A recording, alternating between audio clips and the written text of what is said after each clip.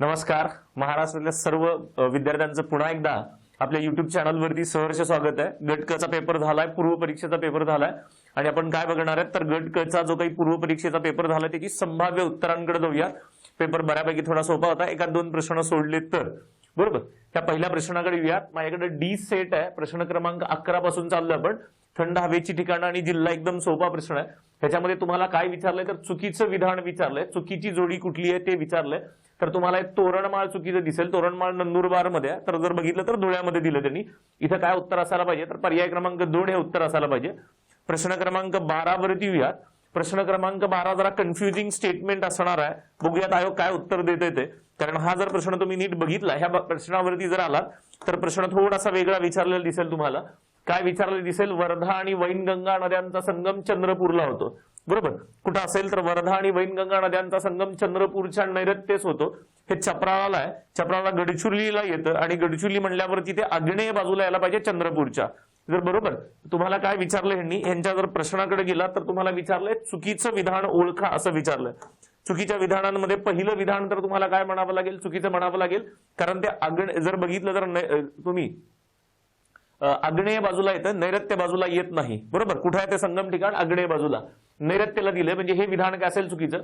त्याच्यानंतर कणान म्हणा किंवा कान्हा म्हणा, पेंच म्हणा, बाग म्हणा, ह्या वैनगंगा नदीच्या उपनद्यात हे स्टेटमेंट मात्र तुम्ही बरोबर आहे.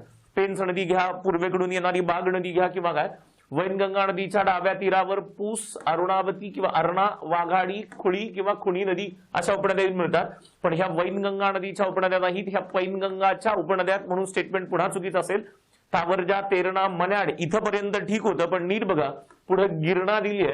गिरणा ही मांजरामध्ये येत नाही किंवा गोदावरीमध्ये येत नाही, ती कुठे येते, तापीमध्ये यायला सुरुवात होते. तर पुन्हा प्रश्न जर बघितलं तर स्टेटमेंट चौथं सुद्धा चुकीचं दिसेल.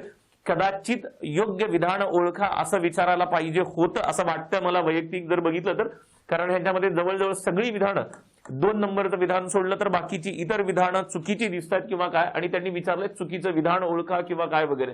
बरोबर, त्याच्यामुळं माझ्या मतानुसार तर हा प्रश्न काय व्हायला पाहिजे तर पुढे जाऊन कुठेतरी कॅन्सल. पहिल्या आन्सर की मध्ये ते काहीतरी आन्सर देतील याचं, पण सेकंड आन्सर की मध्ये बघाल तर हे विधान किंवा हा प्रश्न काय होण्याची शक्यता दिसेल तुम्हाला, तर कॅन्सल होण्याची शक्यता दिसेल किंवा काय.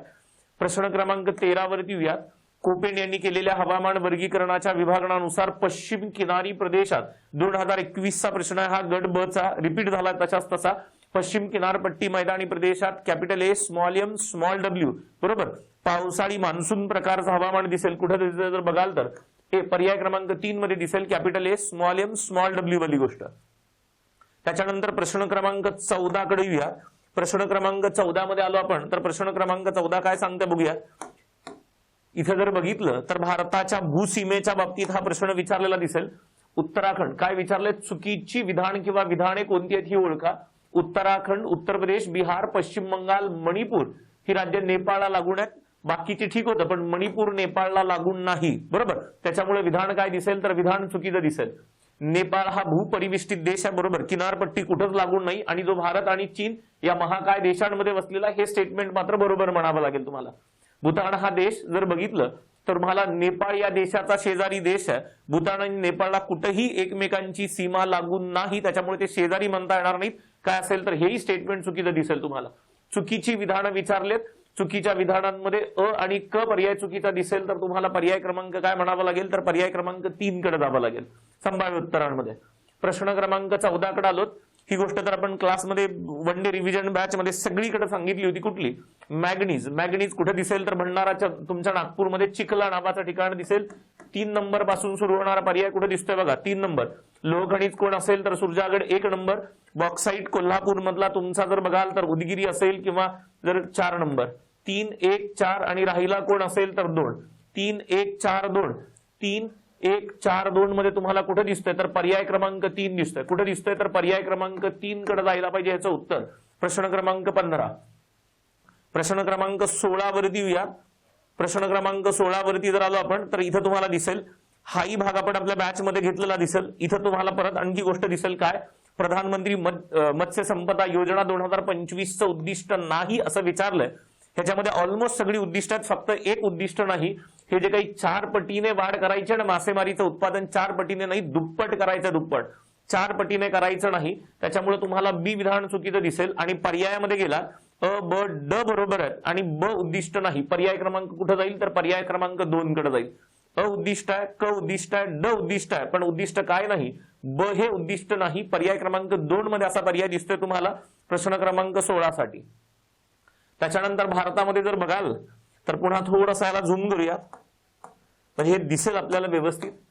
भारतामध्ये प्रथम क्लोन पद्धतीने निर्माण केलेली गायीचं जर बघाल तर गायीचं वासरू कोणतं आहे, त्याचं नाव काय जर बघितलं तर त्याचं नाव, ह्या गीर गायीच्या वासराचं नाव आहे गंगा. पर्याय क्रमांक काय दिसेल तर पर्याय क्रमांक 4 गंगा हे नाव दिसेल. संयुक्त राष्ट्रसंघाच्या जागतिक कार्यसूची आराखडा 2015 नुसार जर बघितलं तर सस्टेनेबल डेव्हलपमेंट गोलची किती उद्दिष्ट आहेत किंवा काय वगैरे, तर ही उद्दिष्ट किती दिसतील तुम्हाला, 17 उद्दिष्ट दिसतील. पर्याय क्रमांक 1 मध्ये उत्तर जायला पाहिजे हे. त्याच्यानंतर पुन्हा आपण रेग्युलर आपल्या बॅच मध्ये सांगतो ही गोष्ट ती गोष्ट नीट बघा. त्या गोष्टीवरती जर बघितलं तर चंबळ नदीच्या उपनद्यांच्या भागावरती प्रश्न विचारला. कुठे विचारलाय तर चंबळ नदीच्या उपनद्यांचा भाग विचारलाय. नुसती नावं नाही विचारली. हा प्रश्न तुम्हाला सांगतोय नकाशा बघणं किती गरजेचं आहे. चंबळ जर बघितलं यमुना नदीच्या उपनद्यांवरती या 19 नंबरचा कुठं असेल तर यमुना नदीच्या उपनद्यांना पूर्वेकडून पश्चिमेकडे क्रम मांडा अशी गोष्ट विचारली तुम्हाला. यमुना नदीच्या उपनद्यात यमुनाला पूर्वेकडे गेलात तर केन, केन नंतर बेटवा, बेटवा नंतर सिंध, सिंध नंतर चंबळ, चंबळ नंतर टोन्स नावाची नदी दिसेल. केन, बेटवा, सिंध आणि चंबळ पर्याय क्रमांक कुठे दिसतंय तर पर्याय क्रमांक 2 मध्ये दिसतंय. केन नदी, त्याच्यानंतर तुमची बेटवा, त्याच्यानंतर सिंध, त्याच्यानंतर चंबळ, त्याच्यानंतर टोन्स. पर्याय क्रमांक 2 हे उत्तर असायला पाहिजे ह्याच्यामध्ये. आणि 20वा प्रश्न थोडासा करंट रिलेटेड असेल किंवा काय असं म्हणता येईल ह्याला. महाराष्ट्र ईव्ही धोरण नुसार जर बघाल तर इलेक्ट्रिक व्हेकल पॉलिसी 2025 नुसार किती अंतरावर इलेक्ट्रिक वाहनांसाठी चार्जिंग स्टेशन्स बसवली पाहिजेत तर 25 किलोमीटर. प्रत्येक 25 किलोमीटर वरती जर बघाल तर स्टेट हायवे असू द्या किंवा तुमचा नॅशनल हायवे असू द्या, स्टेट आणि नॅशनल दोन्ही हायवे वरती किती पर किलोमीटर मागं 25 किलोमीटर मागं काय असायला पाहिजे तर तुमचे चार्जिंग स्टेशन्स असायला पाहिजेत. हा भाग जर बघाल तर भूगोलामध्ये असणाऱ्या प्रश्नांचा दिसेल. होप सो पेपर एखादे 2 प्रश्न सोडले तर पेपर बऱ्यापैकी सोपा पेपर होता. गट ब पेक्षा तुलनेने कम्पॅरेटिव्हली जर बघाल तर पेपर सोपा म्हणायची वेळ आहे किंवा सोपा म्हणावा लागेल जर तुम्ही व्यवस्थित अभ्यास केला असेल तर. ही सगळी होती गट क च्या पूर्व परीक्षेची संभाव्य उत्तरे. ह्या संभाव्य उत्तराच्या भागापुरते इथंच थांबूयात. जय हिंद, जय महाराष्ट्र.